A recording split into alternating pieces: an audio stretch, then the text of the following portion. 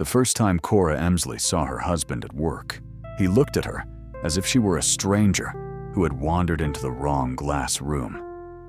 She stood at the end of the 32nd floor conference table, while rain combed silver lines down the windows behind her. The Marquent Home Technologies seal glowed on the wall. Geneva Pruitt from Human Resources had Cora's emergency contact form beneath one polished fingernail, and Blaine Maddox, Cora's former fiancé and current director of product assurance, wore the calm smile of a man who had arranged an accident and come early to admire it. Geneva read aloud, "Spouse, Riven Ashcroft." A few people in the room laughed before they could stop themselves. Cora kept her hands folded. Her right ring finger felt naked. The contract required discretion in all professional spaces, so every morning she slipped her plain wedding band into a little blue saucer in her kitchen before coming to work. She had never used his surname.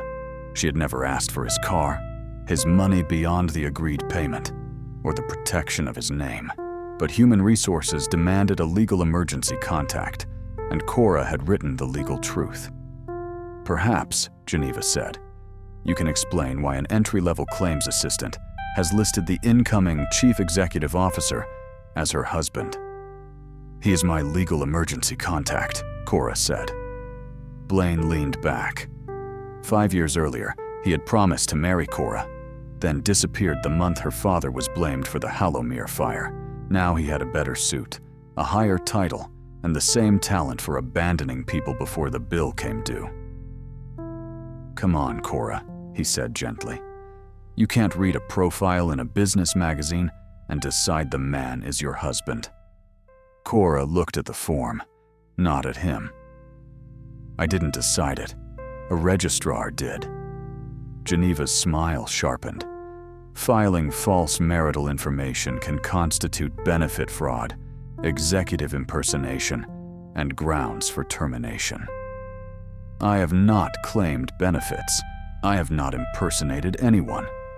I answered a required field." Blaine's voice softened, which meant he was about to be cruel. "Your father also thought paperwork would save him. It didn't." There it was, laid on the table like soot. Benedict Emsley had been an independent repairman who warned Marquent that the thermal relay in the Emberley Series 9 range drifted under heat. After the Hallowmere kitchen fire, Marquent said Benedict had bypassed the safety system himself. His license was destroyed, his shop was emptied by creditors, and his daughter learned that the dead could still be publicly humiliated if the living were poor enough. Cora said, "Leave my father out of this." The door opened. Riven Ashcroft entered with 3 board members and a counsel in gray. He was tall, unsmiling, his black coat damp at the shoulders. The company had announced that morning that Ashcroft Capital had taken control of Marquent and that Riven would serve as interim CEO. Nobody in the room knew that 8 months earlier, in a private registrar's office above a shuttered bank, Cora had signed a 12-month marriage contract with him. He needed a legal spouse to challenge sealed settlements tied to his mother's death. She needed money to stop the final sale of her father's repair records and access to any documents Ashcroft Capital obtained about Hallowmere. There had been no kiss, no vow beyond the page, and no promise that either of them would pretend to be in love. But there had been a ring. There had been signatures. There had been law. Geneva slid the form toward him. "Mr. Ashcroft, I'm sorry you walked into this. One of our employees has listed you as her spouse." The room waited. For one impossible second, Cora believed he would tell the truth. Riven looked at the form, then at her. His expression did not alter. "I have never met Miss Emsley in any office capacity," he said. It was not a denial. It was worse because it sounded like one. Blaine's smile returned. Cora felt the sentence enter cleanly, like cold water. 8 months of being a contract wife had not prepared her for being erased in a room where everyone was watching. Riven turned to Geneva. "Remove speculation from the record. False accusation is also misconduct. If Human Resources intends to investigate a benefits form, it will do so through legal. Geneva blinked. Of course. But pending review, Miss Emsley will be reassigned to the Legacy Warranty Archive with full pay and system access. Mr. Maddox, provide her with all closed claims for Emberley Series 9, Corvaline wall units, and thermal relay complaints from March through August of the Hallowmere year. Blaine's smile thinned. Those are obsolete files. Then they should be easy to provide. Riven finally looked at Cora as if she were only an employee. Miss Emsley, report to Archive 9 at 1. Her voice did not break when she answered. Yes, Mr. Ashcroft. By lunch, the claims floor had renamed her Mrs. CEO. Someone taped a magazine photograph of Riven to her monitor and drew a red heart around his face. Cora peeled it off, folded it once, and placed it in her drawer. Her father had taught her that humiliation became useful only when dated, preserved, and filed. Archive 9 was a windowless basement room beneath the test kitchen, full of cardboard boxes, dust, and the faint smell of scorched plastic. By 4 o'clock, Cora had sorted a wall of complaints that told a different story from Marquand's official reports. Knob hot before use. Display blank. Burner active. Clicking after shutoff. Orange smell near control panel. Service advised replacement relay. Most were stamped. Customer misuse. One file held a photograph of a melted stove knob, the plastic curled pale and sharp, with a square black stamp across it. Resolved. No defect. Cora stared until the letters blurred. Her father had carried a knob like that in his pocket for weeks before the lawsuit. He used to turn it over in his palm and mutter that heat had traveled where heat had no right to travel. The archive door opened after 6. Riven stepped inside alone. Cora kept her eyes on the file. Does Archive 9 count as office capacity? He closed the door. I handled that room badly. You let them call me unstable. I stopped Geneva from firing you. You did not stop Blaine from using my father. No, he said. I did not. The admission had no ornament. It did not soothe her. She pushed the melted knob photograph across the table. There were at least 12 thermal complaints before Hallowmere. Riven bent over it. For the first time, she saw something move beneath the cold surface of him. This stamp came from Pruitt's department. Geneva's father? Roland Pruitt, Chief Financial Officer. Of course. Riven straightened. My mother reported the same symptoms before her kitchen fire. Cora went still. She knew his mother had died when he was 19. She had not known the appliance. Wealth buried grief under confidentiality agreements. Poverty had its grief printed in newspapers. Emberley Series 9, she asked. Yes. The room narrowed around them. Did you know my father's case was connected to yours when you offered the contract? Cora asked. I suspected. You should have told me. Yes. You bought my silence with a marriage contract. I bought time, he said, for both of us. But I used your ignorance to do it. That honesty hurt more than an excuse. Cora stood, anger giving her spine shape. Here are my terms. At work, you give me written authority, not secret protection. You do not speak for me in rooms where I am standing. You do not have people inspect my apartment, my debts, or my life without asking. And if you pretend not to know me again, I walk out of both your company and your contract. Riven did not look offended. He looked as if he had been handed a map of damage he had caused. Tomorrow, he said, you will have written appointment to the Independent Safety Review. Not temporary decoration. Authority. Authority, he said. That was how their marriage changed. Not with a kiss, but with a corrected sentence. Over the next week, Cora built a case out of paper other people thought too old to matter. She found warranty clusters around one relay lot. Service code changes after serious complaints.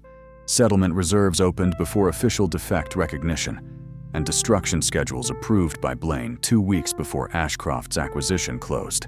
Riven remained cold in public, but precise. He corrected Geneva's accusations until they collapsed from lack of evidence. He made Blaine release files. He ordered a safety freeze on holiday inventory, and shareholders stared at him as if he had burned money in a conference room. But he still called her Ms. Emsley in meetings, and every time he did, the bruise of that first denial pulsed. At night, Cora returned to the small apartment with the sticking lock. The ring waited in the chipped blue saucer that had belonged to her father. Benedict used it to hold screws while he worked. The ring looked like one more part of a machine she did not trust. On Thursday evening, Riven arrived at her door with a locksmith and a folder of copied field reports. Cora opened the door with the chain on. No. The exterior lock failed inspection. My exterior lock failed your inspection, which I did not request. He paused, then said, "May I ask, instead of instruct?" "You may try." "Will you allow the lock to be repaired if the invoice is billed to the building, not to you, and if I leave before the work starts?" She hated how much better he was getting at asking. "Fine." He held out the folder. Beneath the reports lay cotton gloves and a packet of cough drops. "No gifts," she said. "Archive air is poor. Facilities provided them." "Facilities cares about my throat?" "Apparently." The locksmith stared at the floor. Cora almost smiled, then stepped back because smiling at her contract husband felt like stepping onto ice. At the end of the month, Marquent held a reception for investors and journalists. White flowers, demonstration kitchens, glowing screens, and polished speeches tried to make safety look expensive enough to be believed. Cora knew it was a trap when Blaine stepped onto the platform and called her name. "To show our transparency," he said, "we've invited a member of the review team to discuss what we learned from service errors." The screen behind him showed an old newspaper clipping about Benedict Emsley. Cora saw Riven move at the edge of the crowd. He was going to stop it. She shook her head once. "Do not." He stopped. Cora took the microphone from Blaine. "My father made service errors," she said. "Every honest repairman does. The difference between an error and a cover-up is whether people with records allow the error to be corrected." Blaine's eyes flickered. Cora clicked the remote before he could take it back. His presentation menu was still open. He had prepared her humiliation carefully, but not carefully enough. She selected the spreadsheet he had not meant to show. Warranty settlements. Thermal relay exclusions. Prepared by R. Pruitt. The atrium went silent. "This is not my document," Cora said. "It appears to be a cost summary prepared before the Hallowmere settlement. I would like to know why a supposed single unauthorized repair required projected settlements across 4 states. Geneva's glass froze halfway to her mouth. Blaine reached for the remote. Riven's voice cut through the atrium. "Leave the screen." He did not step onto the platform. He stood below it, letting Cora remain the person with the microphone. "Marquent will not launch the new Emberley line tonight," he said. "The independent safety review will complete before any product tied to unresolved thermal complaints returns to market." Reporters began shouting. Investors turned on one another. Blaine looked at Cora with hatred so naked that for a second, he forgot to look innocent. In the employee corridor afterward, Riven said, "I didn't know that file was in his deck." "Do you believe me?" "Yes." The answer was immediate. It steadied something she did not want him to have the power to steady. Then his phone rang. His face changed as he read the message. "Security opened your locker," he said. Something was planted. They reached the employee wing as Geneva and Blaine arrived with security. Inside Cora's locker, wrapped in a Marquent lab towel, lay a confidential relay schematic and Benedict Emsley's brass calipers. Cora stopped breathing. The calipers had been in her apartment drawer beneath tax receipts. Someone had entered her home after the lock repair. Someone had taken the last tool her father's hand had worn smooth and placed it here like contraband. Geneva's voice was soft with satisfaction. That resolved several questions. Cora reached toward the calipers. Riven caught her wrist. Not hard. Just enough to stop her from touching evidence. The contact shocked them both.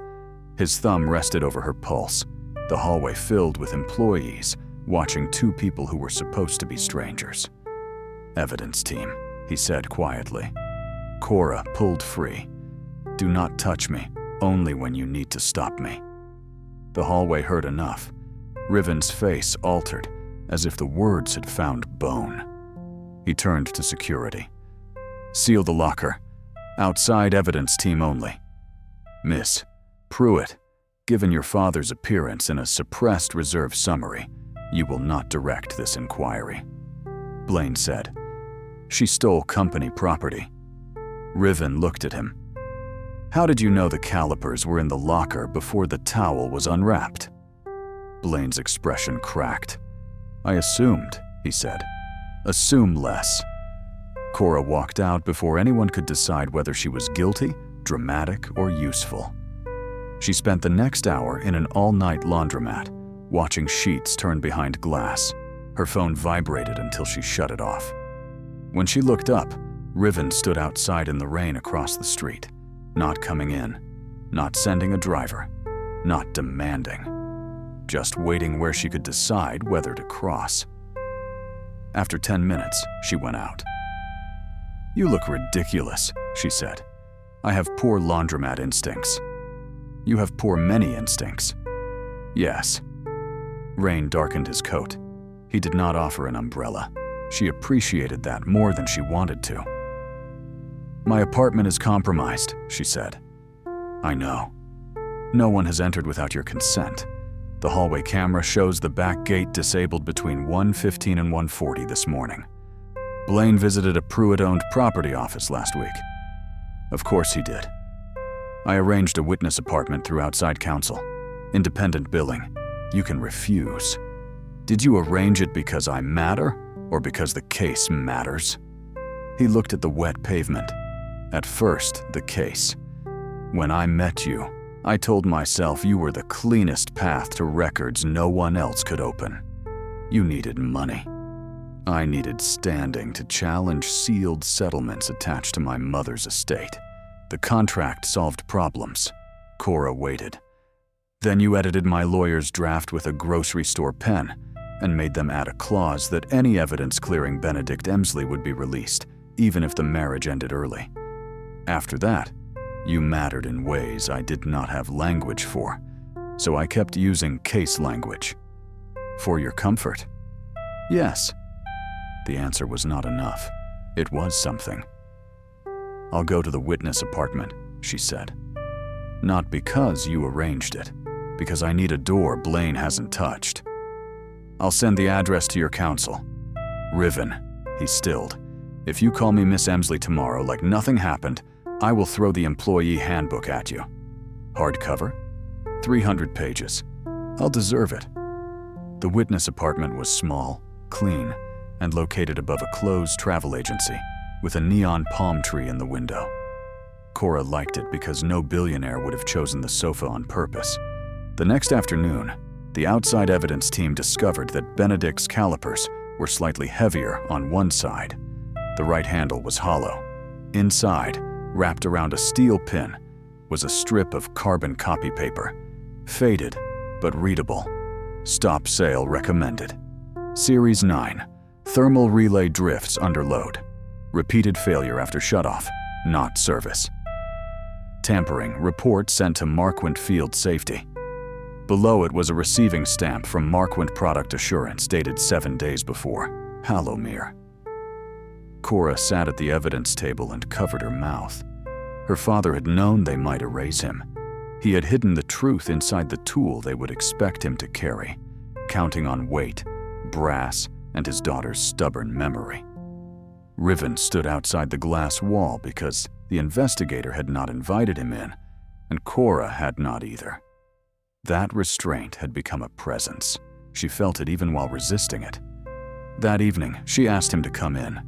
He read Benedict's carbon copy under the harsh apartment light. "My mother called Marquand 3 times before her fire," he said. "They described her as anxious in the settlement notes. What was her name?" "Marion." "Marion Ashcroft," Cora repeated, because names deserved air. His eyes lowered. For a moment, he seemed less like a cold CEO and more like a son who had frozen around a kitchen he could not save. Cora said, "My father would have believed her." Riven placed the paper down carefully. "I want to disclose our marriage to the board." Her heart struck once. "Why?" "Because if Geneva or Blaine expose it first, they will use it to discredit you. Because I should have done it before they humiliated you. Because hiding the truth under strategy has already harmed you. Do you want permission or absolution?" "Permission." "Good. You do not have absolution yet." "I know." The honesty held. "The disclosure must say I was hired before your acquisition was announced," Cora said. "It must say I report to the independent reviewer. It must say I receive no spousal compensation from Marquand. It must say my father's case predates the marriage and will be evaluated independently." "I drafted those points." "Of course you did." "I also drafted a resignation firewall for myself if the board uses me as an excuse to bury the review." She stared. "You would resign?" "If remaining CEO becomes a weapon against the evidence, yes. Do not resign to rescue me." "I would resign to keep them from making me the reason truth is excluded." That was better. Not romantic. Better. The disclosure hit Marquand at 9 the next morning. By 10, the office had chosen sides. Cora walked through the claims floor with her ring visible. Conversations died ahead of her. The payroll girl who had laughed at the Red Heart magazine photo whispered, "I'm sorry." Cora stopped. For laughing, or for waiting until I had power? The girl's face reddened. Both. Then do better with the next person. Blaine waited outside Archive 9. He looked at the ring and smiled. So, it was true. You married the buyer before he bought the company. Ambitious. Move. Do you think Ashcroft will keep you after the contract stops being useful? The sentence found an old fear, because contracts were abandonments with calendars. Cora looked down at her ring. "I'm not here because someone keeps me. I'm here because you forgot to delete the wrong spreadsheet." His face changed. "Thank you for that," she said, and walked past him. The investigation widened. A retired materials tester named Mei Tanaka appeared in a margin note beside a rejected relay batch. Cora found her in a coastal ceramics studio 2 hours from the city, after 3 nights of searching old directories and patent disputes. Riven drove because the boxes were heavy, and because this time, he asked before assuming. Mei Tanaka was small, silver-haired, and unimpressed by Riven's suit. "My father was Benedict Emsley," Cora said. May's face softened with grief and recognition. He was right. The words almost broke Cora. May told them the Series 9 relay failed under sustained heat, not predictably enough to frighten executives who measured danger in quarterly exposure. She had rejected the component lot. Benedict had found the same fault in homes and sent a stop sale warning. Roland Pruitt had ordered the risk contained through service messaging. After Marion Ashcroft's fire, after Hallowmere, Marquand blamed user error and independent tampering. May refused to sign the final safety memo. Her position vanished within a month. "Do you have records?" Cora asked. May crossed to a shelf of unfired bowls and lifted a flat board. Beneath it lay a packet wrapped in oil-stained paper. "Your father sent me copies," she said. "A man who writes numbers that carefully deserved at least one woman with a drawer." Inside were May's rejection notes, Benedict's warning, supplier lot charts, and a photograph of a Marquent executive whiteboard. Under holiday inventory projections, someone had written, "Delay recall until liability model complete." RP Cora touched the packet through gloves. "Why keep this?" "Because truth with no audience is still truth," May said. "And because one day his daughter might be less tired than I was."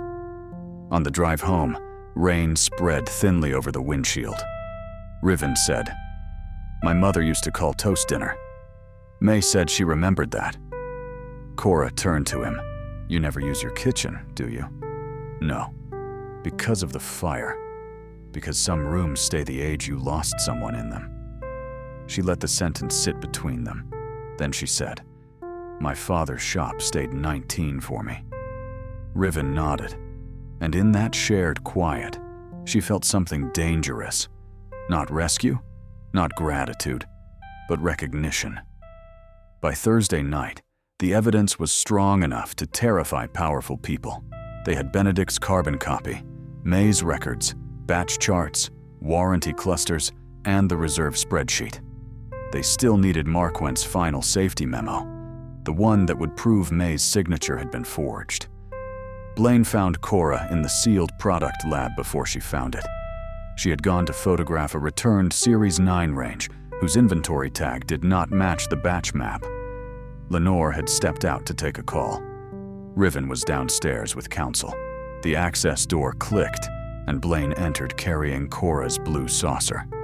Her father's saucer, her ring glinting inside it. "The witness apartment isn't as secret as Ashcroft thinks," he said. Her blood went cold. "Where is my phone?" "In my pocket. Always clever, never careful enough." She looked toward the cameras. The red lights were off. "What do you want?" "You will tell the investigator that Ashcroft directed you to plant the carbon copy in the calipers. You will say your marriage was a stock scheme. You will cry. People expect that from you." "No," he sighed. "Cora, companies this large do not confess because a repairman's daughter found a few old papers. Pruitt has insurers, retailers, politicians. Ashcroft has money. But money becomes cowardly when criminal liability walks in. You have a dead father and a husband who practiced not knowing you." The words struck, but they did not stop her. She looked past him at the row of old ranges. "My father taught me machines, remember?" Blaine frowned. Cora kicked the rolling stool into the nearest Series 9. It hit the lower panel with a metallic crack. A tilt alarm shrieked. She slammed a steel tray against the floor. Blaine lunged, grabbing her wrist and shoving her against the test table hard enough to drive the breath from her chest. The door burst open. Riven entered first, with Lenore, security, and outside counsel behind him. For a second, his face emptied into something more frightening than anger. Then he stopped because Cora looked at him and said, "No." He obeyed. Lenore held up her phone. The tilt alarm restored the camera feed. So did the table impact sensor. Older machines do remember contact. Blaine released Cora. The blue saucer had fallen. It lay broken in 3 pieces, the ring under the table. Riven looked at Blaine. "You are suspended pending criminal referral." "Your wife has made you weak," Blaine spat.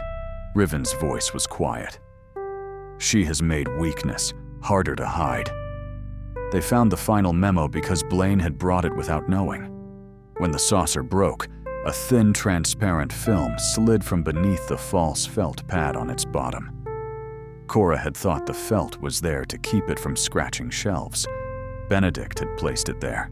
The film held a micro-printed copy of the final safety memo. May Tanaka's signature was at the bottom. Under magnification, the forgery showed hesitation at the first stroke. Above it was Roland Pruitt's note in his own hand. "Use field tamper narrative. Limit exposure before winter campaign."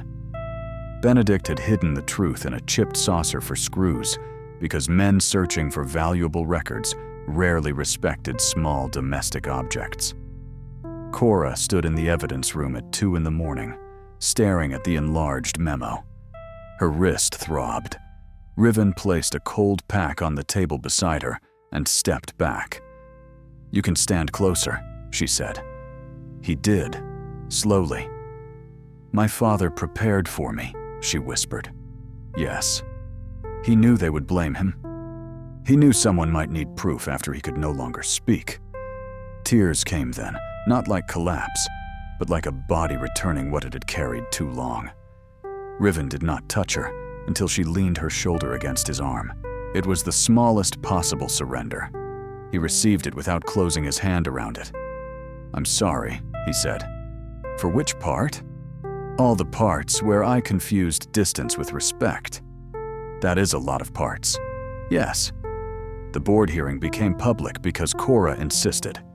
Riven wanted a closed session. Lenore sided with Cora. Retail partners demanded access after the canceled launch.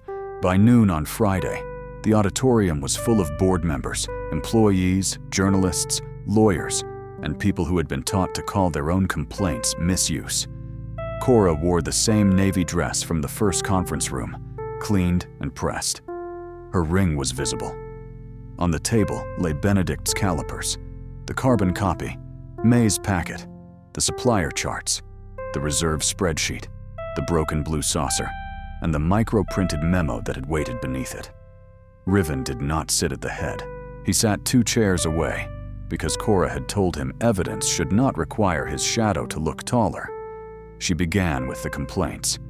She showed repeated symptoms across states, the rejected component lot, the cost reserves opened before official recognition of risk, Mary and Ashcroft's calls, Benedict's stop sale warning, and the field memo that blamed him after Marquand knew the defect existed. Roland Pruitt interrupted. Lenore stopped him. Geneva suggested spousal bias. Cora looked at her. "My marriage explains why you are angry. It does not explain why your father's handwriting says, 'Use field tamper narrative.'" The enlarged memo filled the screen. Roland stood. "That document is fabricated." May Tanaka rose from the second row. "My signature is fabricated. The document is yours." The room inhaled. May described the relay tests, the pressure to sign, Marion's calls, Benedict's warning, and the day she lost her job for refusing a lie. She spoke without melodrama. The facts had been forced to whisper for years. They did not need decoration now. Then Cora placed the brass calipers under the document camera. "My father was accused of bypassing a relay he tried to have recalled," she said. "He was called careless because careless was cheaper than criminal. His warning reached Marquand before Halomir. Marquand did not act. Afterward, Marquand used his poverty, his independent status, and his lack of legal resources against him." She turned toward the employees lining the walls. "Benedict Emsley did not cause Halomir. He tried to prevent the next one." The sentence left her body and entered the room.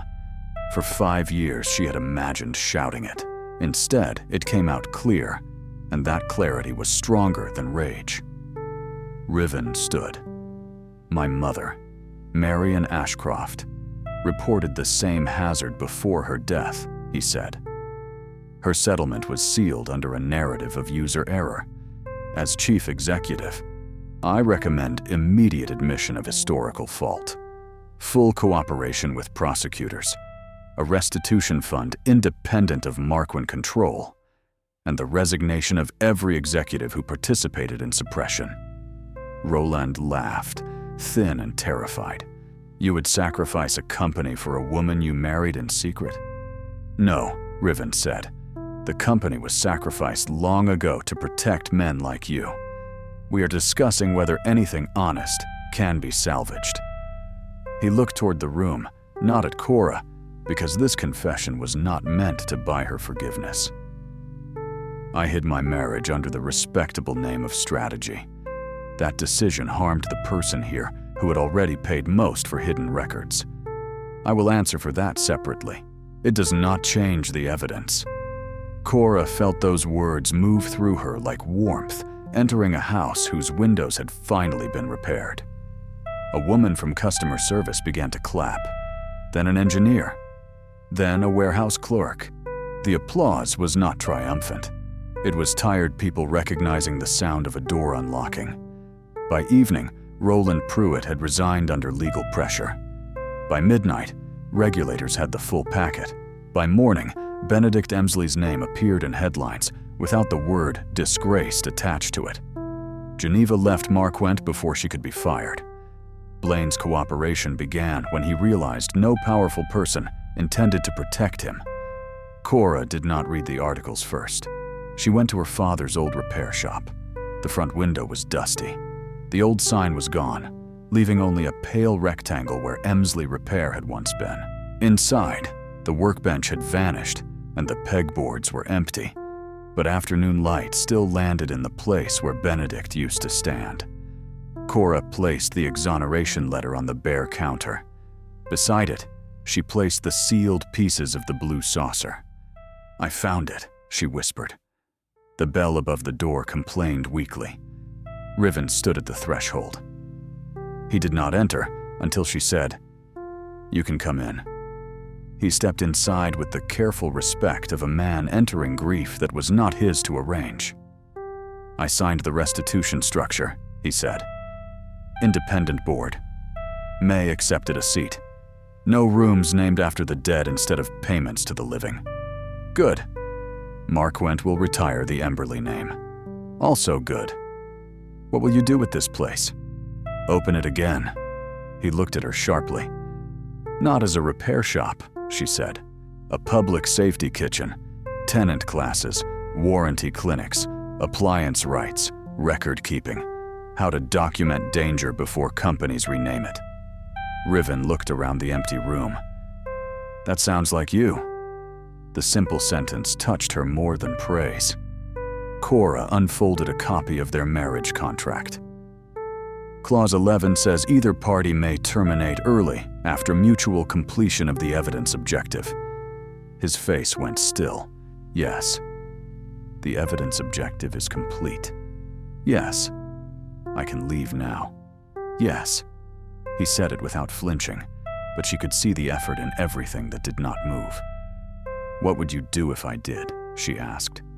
"Release all records. Preserve the agreed payment. Keep your role under Lenore if you want it. Repair the harm I can. Leave the rest to your choice. No speech about how I belong with you? No. Because you don't think it? Because belonging is not an argument I get to make." Cora looked at the contract. It had once felt safe because it admitted its limits. Now it felt like a bridge they had crossed carrying knives, grief, evidence, and an unplanned tenderness neither of them had budgeted for. "What do you want?" she asked. The honest answer will sound selfish.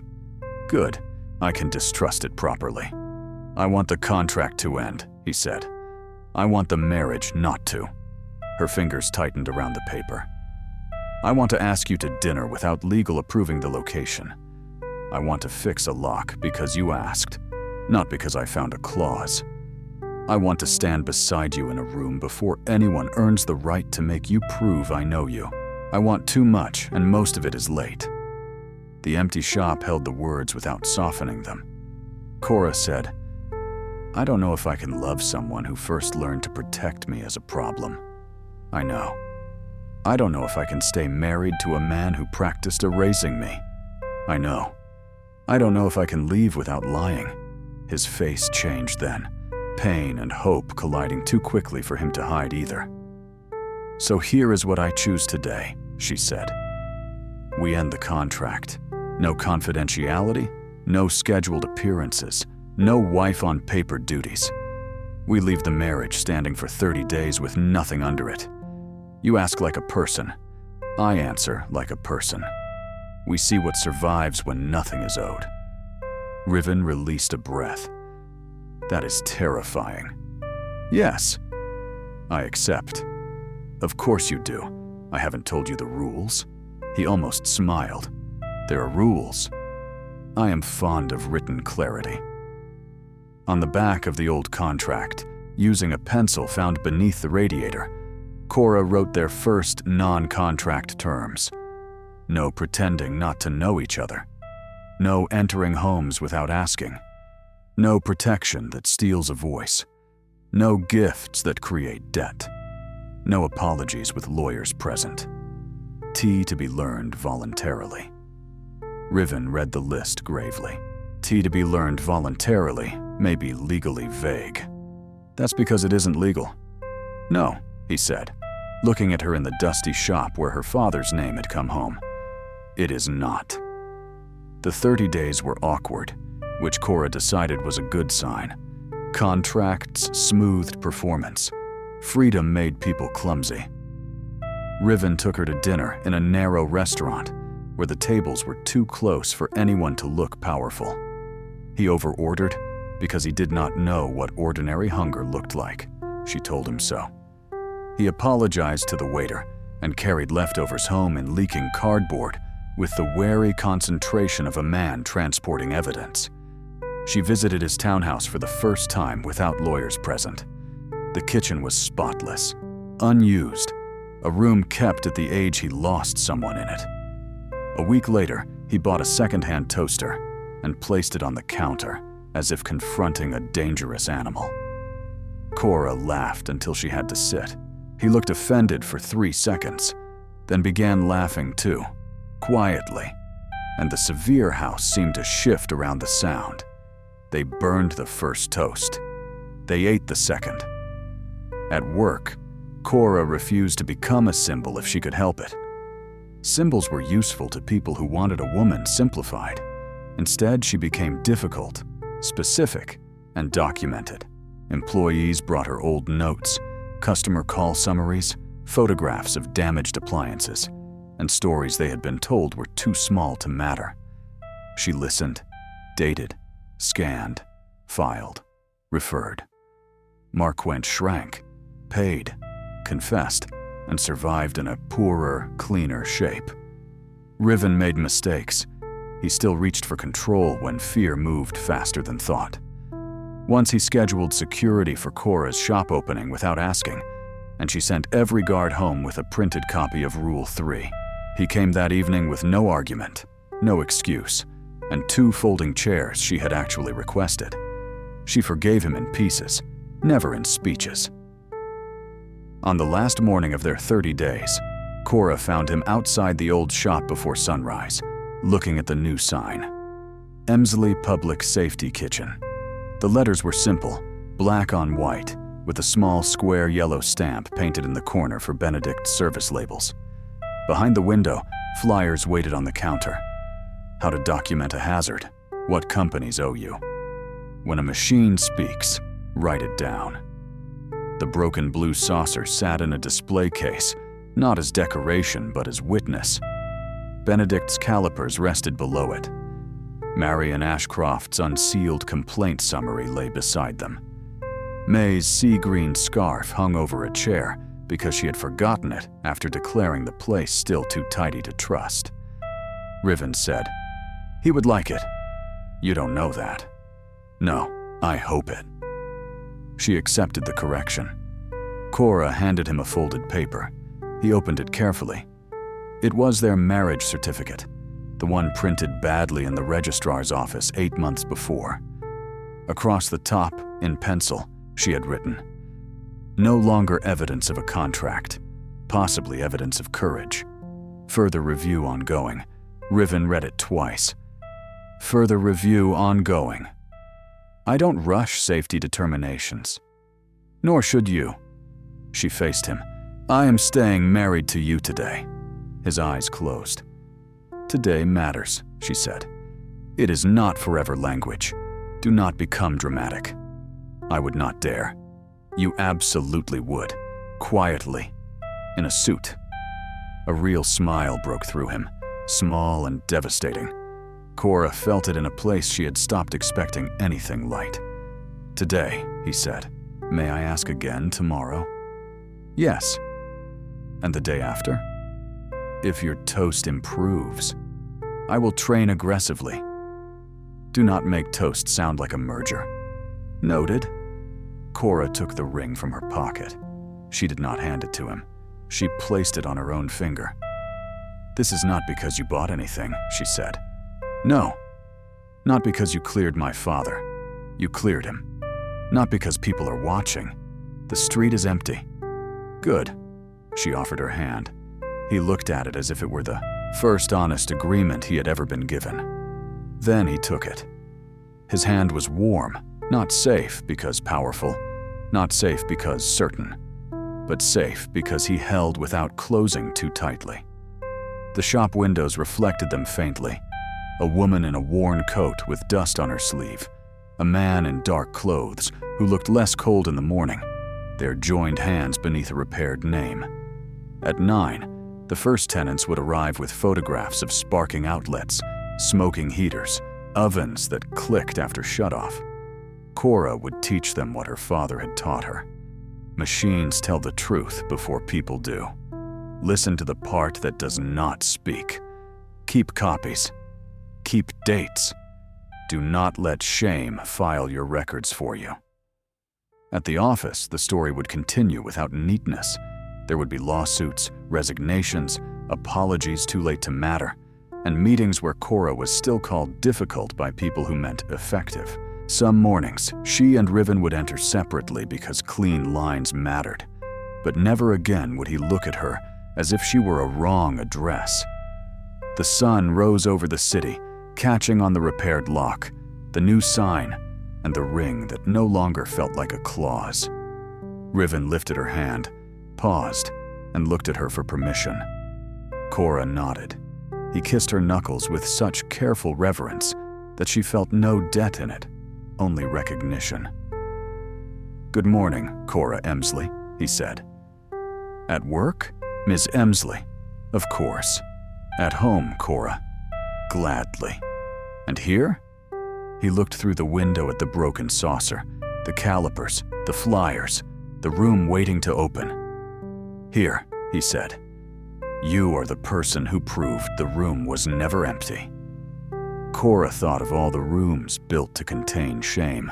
HR conference rooms, sealed settlement offices, windowless archives, kitchens after fires, marriages written by lawyers, hearts trained not to ask. She thought of her father hiding truth under felt because small things could survive large lies. She thought of Marion Ashcroft calling again and again, refusing to let a clicking stove be renamed imagination. She thought of herself on the 32nd floor, waiting for her husband to know her, and of the wound that had made when he did not. Then she thought of the door in front of her, unlocked. "Then come in," she said. This time, when Riven followed her, everyone who mattered knew exactly who she was.